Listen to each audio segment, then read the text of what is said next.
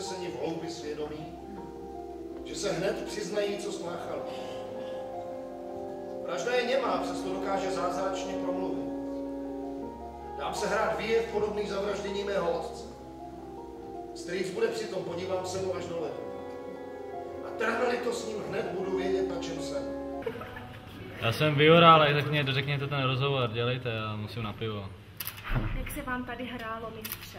Bylo to perfektní, perfektní. A máte radši záporný nebo kladný postavy? To je jedno, to je jedno. Kurva, kde mám brýle?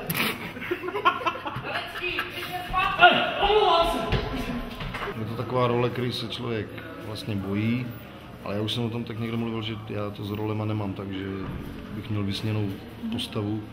Že já to mám spíš tak, že třeba se těším na práci s různýma režisérami. Ne na konkrétní postavu, no, takže tady to vyšlo tak dobře, že třeba na Mikuláška jsem se těšil a on to přišlo s Hamletem, no, tak to bylo krásné. To jsou jen zdání, každý to přeci snadno zahraje. Ale co hlava ve mně nechce být tak jako tohle, s nůžkou formalit. Jste zorný syn, když takhle trochlíte a zasloužíte chválu Hamlete. Vzpomeň však, že i tvůj otec pozbyl otce, ten zas svého, jak se patří oblékli smutek, ale jen na čas. Člověk se nediví, když nějaký ten otec zemře. Každá záporná role se hraje líp samozřejmě než kladná, protože každá záporná má taky kousek v sobě té kladné. Já sice nevím, kde by tady tohle to bylo, ale každopádně má strach. A to je důležitý, i každá záporná figura může mít strach, tak jako každý hodný člověk. Přijeli herci k výsosti, ale povídali, že mu hráli. Nejlepší herci světa. Ať jde o tragédii, komedii, historickou, pastorální, historicko-pastorální, pastorálně historickou, tragicko-pastorální, komicko-tragickou, tragicko-komicko-pastorální, pastorálně komicko-tragickou, historicko-pastorálně tragickou, pastorálně tragicko-komicko-historickou. Ja ti do toho skočím, prepáč, u mňa to je vždy proste ten problém hlavný, to vyjadriť to presne. Vždy to ako pomenovať, ale to je vždy väčšine, to ja to urobím, nachystám, prídem, naskúšam a proste to je stále, ale ja to už robiť nebudem. V finálnom predstavení by sme mali pracovať s niektorými situáciami, ktoré sme videli. Mali by byť samozrejme inak radené. Situácia Mária a dieťa mala zatiaľ zostať. Chceš být snad něco víc? Nejsi o nic lepší. A pravím, hele, kůň. A pravím, nejsi nic. Takže ja chcem byť naliehavý a presný. Dúfam, že divadlo na cucky ma pochopí, jak to myslím. No. To je celé o tom.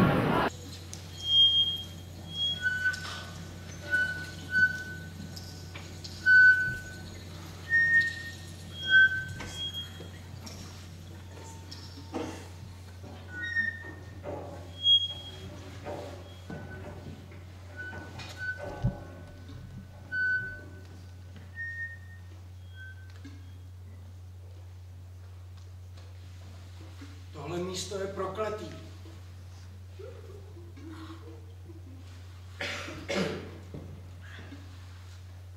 Ondro, vidíš tamhle tu čmouhu přes trávník? Tam tudy se každý večer kutálí hlava. Jeden ji jednou zved, myslel si, že je to ježek. A za 3 dny a 3 noci byl na prkni.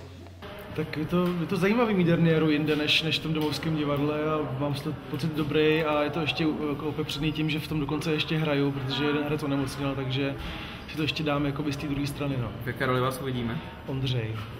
Já myslím, že ten Vojcek vznikl, že to byl takový zázrak, že vlastně všichni asi viděli, že to trošku jako bude stuha, že to bude maličko jako náročnější na diváky.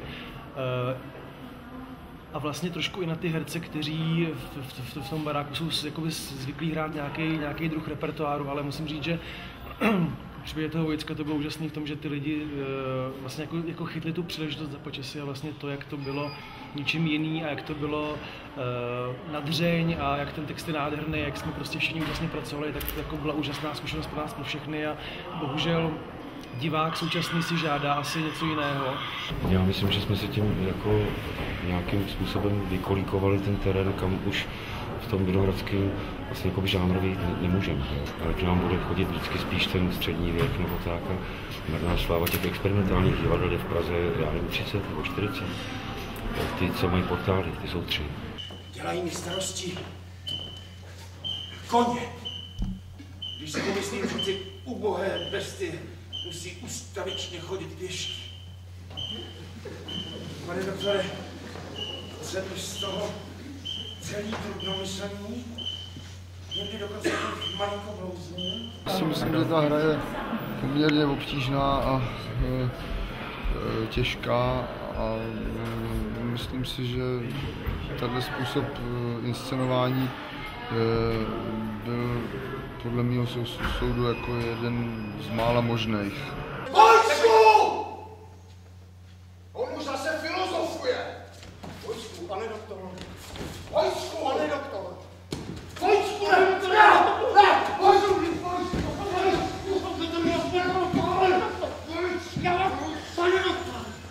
Teď mě vyslechněte, slyšeli už něco o dvojí tváři přírody, když slunko stálo nad hlavou a celý svět jako by měl chytnout plamenem. Mě to hrozně bavilo, ale ono to asi souviselo hlavně s celým tím týmem, no. Zní to trošku klišoidně, ale je to tak, no. Prostě je úplně krásná práce a ať by to bylo cokoliv jiného a vyšlo by to takhle, tak bych byl spokojený. Ať si kdo chce, co chce, říká prostě. Ať si ty není kačka! Když už v kapse není kačka. Až by ty má kam jít! Když už nemáš kam jít. Ať to potom mačka! Když se prostě radlo mačká, tak se musí vyhodit! Vyhodit! No tak si dej pozor. Když máváš svou dlaní, no tak si dej pozor.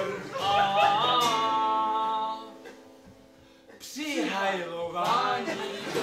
Fakt je prostě 14letá holčička, co kreslí svoje komiksy jako ze svého života a Dno dělá některé ty komiksy a občas je to tak, že ona mi pošle třeba půl věty a my pak s toho uděláme představení, anebo prostě děláme představení, že už teďka hrajeme tak jako, že jsou to stejně naše autorské věci, protože je to no jako s tím Shakespearem, tak se hrajeme s Faggy, no. Jsem Faggy a nemám problém. Vy máte problém. Faggy, rodiče. Na sakra, poznala nás. Ale mě vždycky nejvíc baví, když ten příběh jde říct jako 2 větama. A u toho Shakespearea to jde skoro vždycky, což je skvělý. A navíc je to hodně profláknutý, znamená jakoby, myslím v dobrém slova smyslu profláknutý, takže když si tam děláš drobný srandy na to, tak ty lidi to většinou poznají. Hamlete! Jsem duch tvého zemřelého otce. Poznal jsem tě, tatínku, po hlase. Můj strýc je vrah mého otce. Já se pomstím. Já ho zabiju. My jsme asi před 5-6 lety už jsme byli úplně na spadnutí toho, že jsme se mohli profesionalizovat. Tím, že jsme se nestali profíkama. tak tím pádem třeba jsme chtě nechtě dali vzniknout Kapele 2, což je třeba super. Je to tak smutné, jako když... Stejčku, já jsem živý, já jsem živý, já jsem živý. Je mrtev. Ne. Nepíkám. Stejčku.